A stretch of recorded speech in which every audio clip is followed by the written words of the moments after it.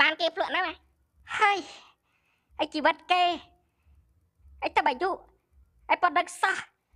ឯគេបានភ្លក់ឯបដុប្រុសឯរកអាកាយខើខ្លួនឯងដែរអាយុចិត្តសាបែឯដល់ស៊ីដដែលឯដដែលក៏បានដែរជួយភ្លក់ខ្ញុំខ្លះផងឯតនេគេហៅសម្ភាសនិយាយដើមប្រុស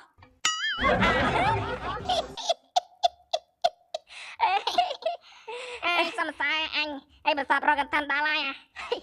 ឯឆ្កល់ឯសិតតែអេបានកដោឯបាត់ជែកបាយចែកម្លេចបាត់ពិសោធន៍ឯហៅមកឯសិតតែកពូលម្នេះឯសំសាឯចែកម្លេចបាត់ពិសោធន៍ភ្លក់ប្រុសកដាក៏បានដែរជួយភ្លក់ខ្ញុំខ្លះផងហើយចាប់ឲ្យអាចហើយព្រិចចិត្តដល់កាយបាក់ដៀគេទៀតហើយអាចចៃបែតហើយបើមានកម្មវិធីឯប្រឡោចទៅពាក់គេអាចប្រហែលលើកទៀតឯជីវិតអាចគ្មានបាត់ពិសោធន៍ភ្លក់ដូចគេទេអាចមានតែបាត់ពិសោធន៍បាក់ដៀគេអាចពាក់គេ5ឆ្នាំបានតែ5ខែអស់លុយបាន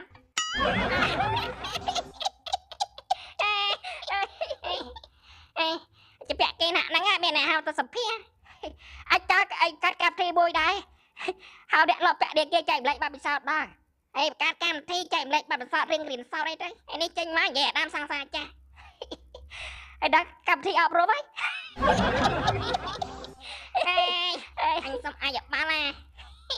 និយាយថាម៉េចឯកម្មវិធីគេល្អណាស់តែវាខ្វះដោយសារស្អែកមនុស្ស